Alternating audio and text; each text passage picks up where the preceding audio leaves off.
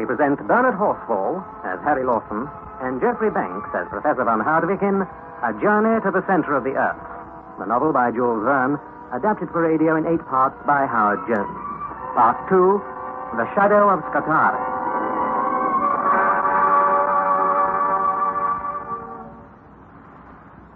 I suppose that even now there are some who will not credit that we undertook that most terrifying of all journeys, a journey to the center of the earth.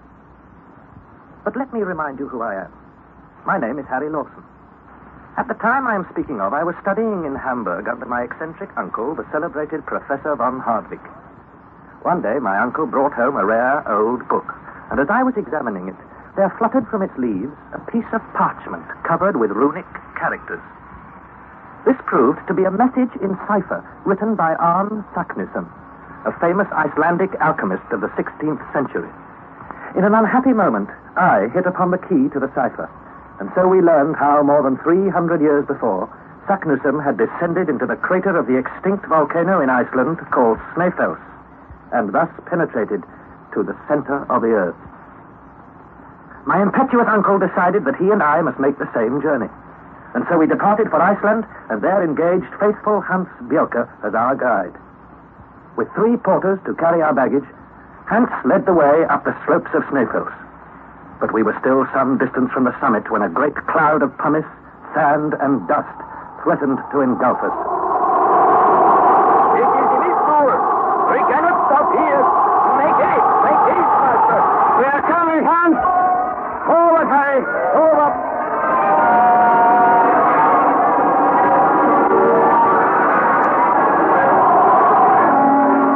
I have never felt such misery, fatigue, and exhaustion in my life. At last, when I thought myself at my last gasp, about 11 at night, we reached the summit of Mount Snæfell.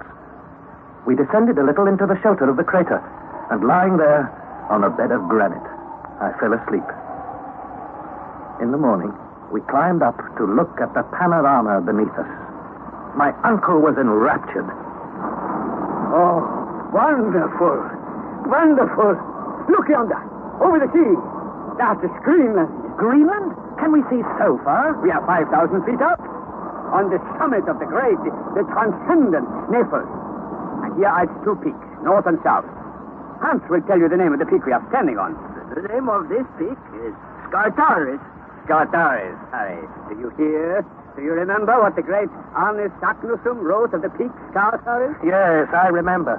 A splendid crater, my boy. Half a mile across, at least. A great cannon, that's what it is, Uncle. And to descend inside a cannon when perhaps it is loaded and will go off at the slightest shock is the act of madness. Come, while we're wasting time. Forward, Hans. Forward!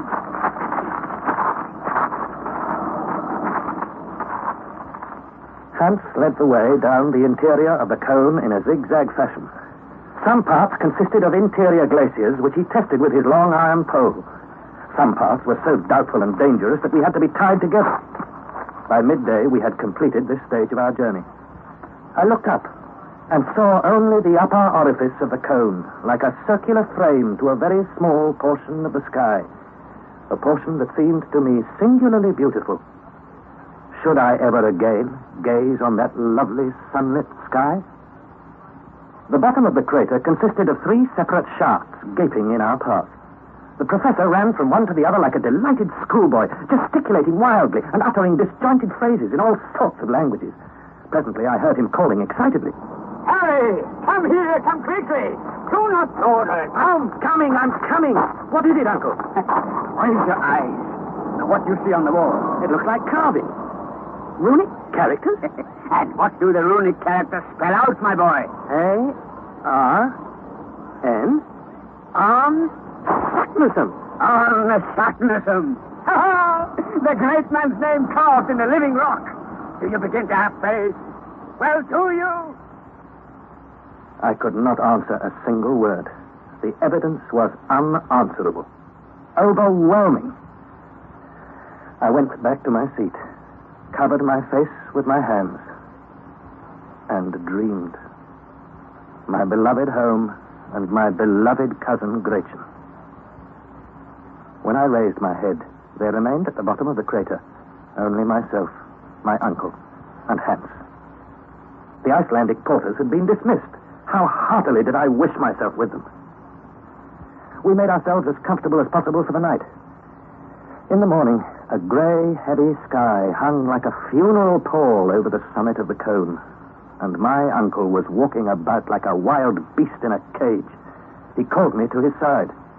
Harry, do you remember the words on our precious parchment? The words of Arne Saknussemm? He wrote, "Descend into the crater of Jökull of Snæfellsnes, which the shade of Scapari caresses, before the calends of July, audacious traveler, and you will reach the center of the earth." I did it. Arne Saknussemm. Now, observe. There are 3 shafts or paths open before us. One, and only one, is the right road. And you shall know it when the shadow of Scapari falls on it before the 1st of July. Precisely. If there's no sunshine up above, Scapari cannot cast the shadow.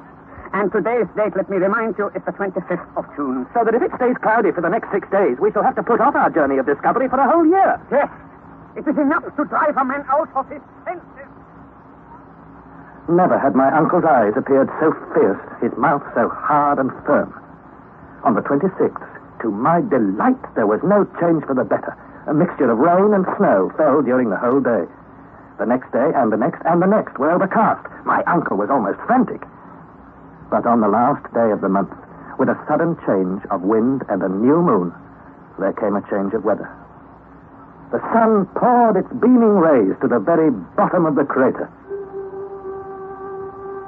At 12 o'clock exactly, when the sun had attained its highest altitude, the shadow fell upon the edge of the central shaft.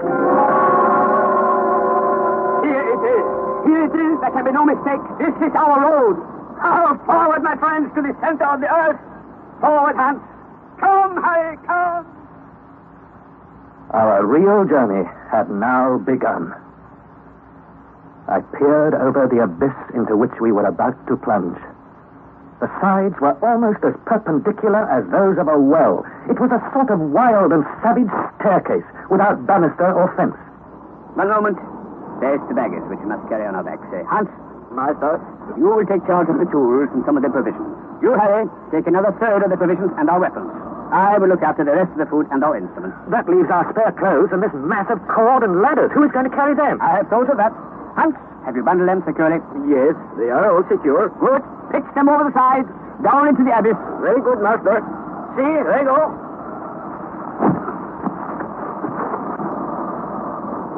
Now, it is our turn. I shall loop a rope over any suitable block of lava, and we shall go down hand over hand. You first, Hans. I will follow. Harry, you bring up the rear. As you join us, pull one end of the rope, and it will fall at your feet. Come now. Forward, Hans. Forward. So we went down. Down, down, down. We started at 1 o'clock, and at 11 o'clock at night, I calculated we had descended 5,600 feet, more than a mile. Hans called suddenly. Hold! Hold! We can go no further. What is it, Hans? We are at the bottom of the well, I think. There is a sort of tunnel here to our right. Ah, yes, yes. Well, we will see about this tomorrow. Time now to eat and sleep. We all slept soundly. Our breakfast consisted of biscuit and meat washed down with water flavored with Schiedam. When we had finished, my uncle busied himself with the log of our travels. Monday, July 1st. Chronometer 8 hours, 17 minutes. Morning. Barometer reading 29. Thermometer 43 degrees Fahrenheit. Direction east-southeast. Your barometer shows that we are just about on sea level. You have not penetrated 1 inch into the earth. Now, we must have light. I will put the Ruhmkorff coil on my neck. So, put the wire into the worm of the lantern, and switch on the electricity. Wonderful. As bright as day. Forward, my friend. Forward. So we moved onward in the same order. For hour after hour we marched, and sometimes slithered down a steep slope in a southeasterly direction.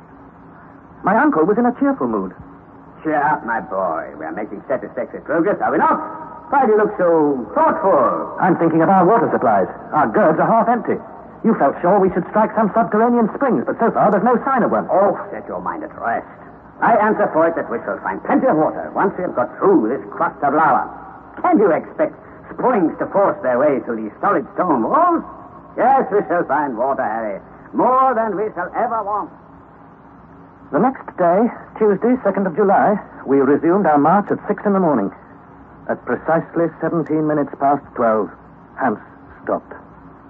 We were in the center of 4 cross paths, somber and narrow tunnels. Which were we to take? 1, 2, 3, 4 tunnels. Very well. We will take that one, which lies furthest to the east. Forward, Hans. All that day we marched, and for half the day following, I became convinced that our path was ascending and not descending. And it seemed to me that the walls of the tunnel proved this.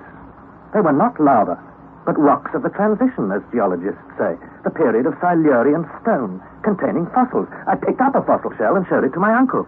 The shell of a crustaceous animal of the extinct order of the trilobites. Yes, uncle. And what conclusion do you draw from it? I know, my dear boy, what you have in mind.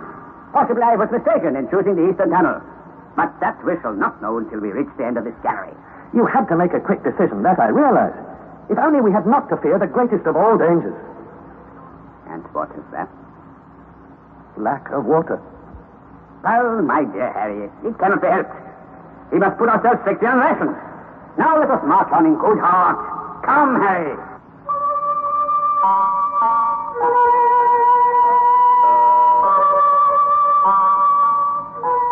In truth, we were compelled to ration our water. Our supplies would certainly not last more than 3 days, and we could not expect to strike water in the transition rocks through which we were now passing. I had read of the horrors of thirst, and I knew that unless we soon struck a spring, our adventures and our lives would speedily end. But it was utterly useless to discuss the matter with my uncle.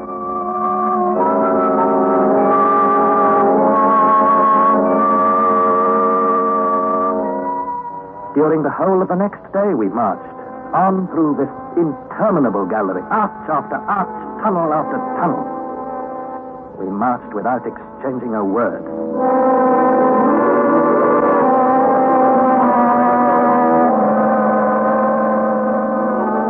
My uncle was determined to march on, whatever the risk.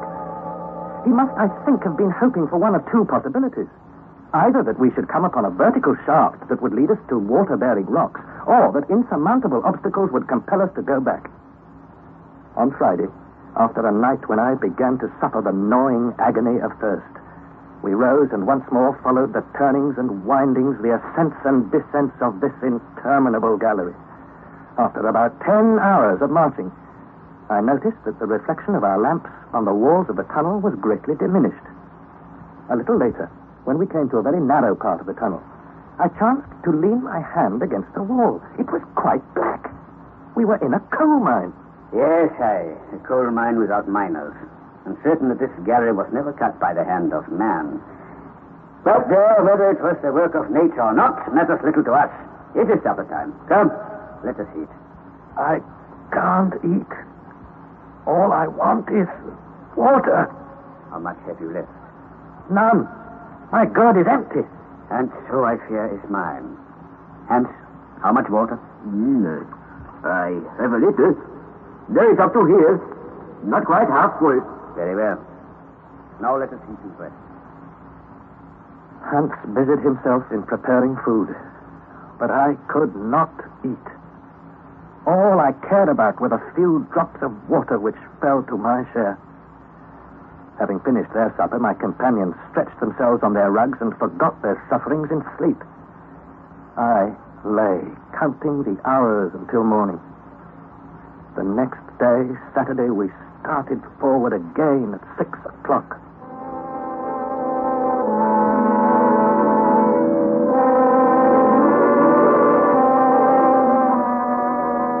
On and on we marched through the coal mine. The road continued to advance on the level, and my uncle could scarcely conceal his impatience and dissatisfaction. The darkness, dense and opaque, a few yards ahead and in the rear, made it impossible to estimate the length of the gallery. For myself, I began to believe that it was well nigh interminable and would go on in the same manner for months. Halt! Halt! It is not time to halt. March on, Hans! Oh, we cannot march more. There is no way. What is this you say? We cannot march forward, master. There is no way to right or left. There is no way up or down. See? There is only this great wall. A solid wall. Well, so much the better. At least I know what they are about. We are certainly not on the road taken by Stocknessel. All we have to do is to go back. Let us have one night's good rest, and before 3 days are over, I promise we shall have reached the point where the gallery is divided. If our strength lasts as long? And why shouldn't our strength last that long? Because this time tomorrow there will not be one drop of water amongst us. It will all be gone. And your carriage with it. What could I say? I turned over on my side, and from sheer exhaustion fell into a heavy and troubled sleep. I dreamt of water. Water. And when I awoke, I would have bartered a diamond mine for a glass of pure spring water. In the morning, we started our return journey at a very early hour. There was no time for delay. I estimated that it would take us 5 days to reach the spot where the gallery is divided. I cannot describe all the sufferings we endured on our journey. My uncle bore them like a man who has been in the wrong. That is, with concentrated and suppressed anger. Hans, with all the resignation of his gentle character. And I confess I did nothing but complain and despair. As I expected, our water gave out during the first day of the return march. We were reduced to our supply of Schiedam. But this horrible, nay, I will say, this infernal liquor burnt my throat, and I could not even bear the sight of it. I found the temperature stifling. I felt almost paralyzed with fatigue. More than once I thought I was about to fall unconscious to the ground. The worthy Icelander and my uncle did their best to revive and comfort me. I could see, however, that my uncle was battling with his own extreme fatigue and thirst. A time came when I ceased to recollect anything clearly. When all was one awful, hideous, fantastic dream. At last, on Tuesday, 18th of July, after crawling on our hands and knees for many hours, more dead than alive, we reached the junction of the galleries. I lay there like a log. Something or somebody told me that it was 10 in the morning. Hans and my uncle, leaning against the wall, tried to nibble at some pieces of biscuit. I fell into a sort of swoon, and presently I felt my uncle lift me tenderly in his arms. Harry. Harry. Oh, my poor boy. I could not speak, but I was moved by his words, being unused to womanly weakness in him. I caught his trembling hands in mine and pressed them, and I saw his eyes were misted with tears. He took the gourd which was slung at his side, and to my bewilderment, he pressed it to my lips. Drink, my boy. Drink. Drink. Had I heard aright? Or was my uncle mad? Almost before I could think, a mouthful of water cooled my parched lips and throat. One mouthful, but I believed it saved my life. My heart was too full to speak, but I thanked my uncle by pressing his hand. Yes, Harry, a mouthful of water. The last. The very last. I have treasured it at the bottom of my gourd. 20 times, 100 times I have resisted the urge to drink it. My dear uncle. I knew that when we reached here you would fall half dead. Indeed you did. That's why I saved this last drop of water for you. Thank you. Thank you, uncle. That's better, eh? It has revived you. Nobly. Uncle, there's no doubt what we must do. Our journey has ended. Let us get back to the surface, to Snæfell. May heaven give us strength, and we may once more see the light of day. Go back? Yes, and without delay. So, my dear Harry, these few drops of water are not enough to restore your energy and courage. Courage? You're as downcast as ever. Still you give way to despair. But I will not give up, just as we're on the verge of success. Never shall it be said that Professor von Hartwig turned back. Then we must make up our minds to die. No, Harry, my boy. Go. Leave me. I am very far from desiring your death. Leave me, I say, and take Hans with you. I will go on alone. Alone? Yes. I have undertaken this dangerous adventure. I will see it through to the end, or I will never return to the surface of Mother Earth. Go, Harry! I tell you once more, go! My uncle's voice was now harsh and menacing. He had become terribly excited. Meanwhile, our guide looked on with profound calmness and indifference, although he must have known perfectly well what was going on between us. It occurred to me that Hans and I might persuade the professor to turn back. If the worst came to the worst, we would compel him to return to the surface. After a time, I quietly approached Hans. Hans, listen. There is the road back, the road to Sneffels, to life and freedom. We must persuade the professor. The professor says no. But we are wiser than he is, Hans. The professor says no. We do not go back. He is master. The master? He is not the master of our lives. We will drag him with us if we must. Do you hear me? Do you understand what I say? My good Harry, be calm. You will get no satisfaction from my devoted Hans. This wretched lack of water is the sole obstacle to our success. It is possible we shall be luckier in the western tunnel. Luckier? No, listen to me. While you lay senseless, I reconnoitered the other gallery. It goes directly downwards, and in a few hours will take us to the old granite formation in which we shall certainly find water. Now, this is my proposition. When Christopher Columbus asked his crew for 3 days to discover the land of promise, they agreed. And the new world was discovered. Now I, the Christopher Columbus of this underworld, I ask of you one more day. If after a day I have not found water, I swear I will give up my mighty enterprise and return to the Earth's surface. Very well. If we don't discover water soon, we are doomed. So let's push ahead. It is agreed. Forward, Hans. Forward. We now resumed our journey into the western gallery. On and on and on. Towards 6 o'clock, I realized we were marching through granite. 8 o'clock. Still no sign of water. At last I could go no further, and I fell with a despairing cry. Oh, my poor boy. All is over.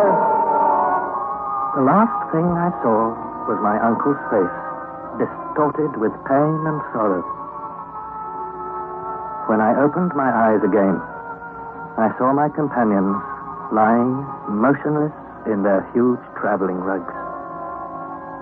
Were they asleep or dead?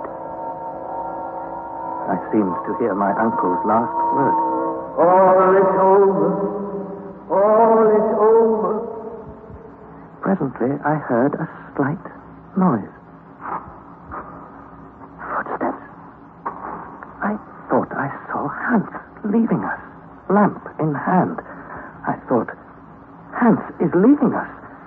And I cried, Hans! Hans, if you're a man, come back! Silence. During a long, weary hour, I believe I was half mad. Again, footsteps. Closer. Closer. I saw an uncertain light. I saw Hans. Master, wake up. Wake up. What is it, Hans? Water! Where, Hans? Below, Master. Let us go, yeah? In the next hour, we advanced 1,000 yards and descended 2,000 feet. Then I heard a sound, running, as it were, through the rock, like a distant waterfall. I passed my hand over the wall, hoping to find a trace of moisture. Alas, in vain. Then Hans took up the lamp and moved slowly, pressing his ear to the wall. I saw that he was searching for the spot where the torrent's roar was loudest. Then he picked up a crowbar and attacked the rock.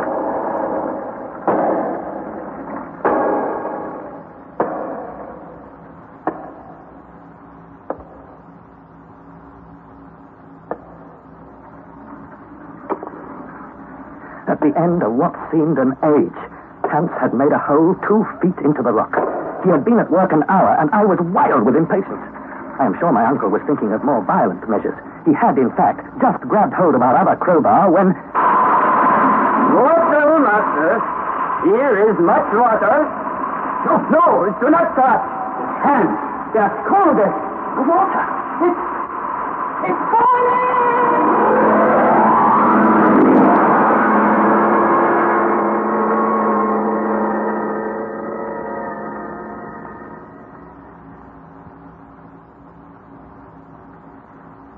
That was part 2 of A Journey to the Center of the Earth, adapted by Howard Jones from a novel by Jules Verne.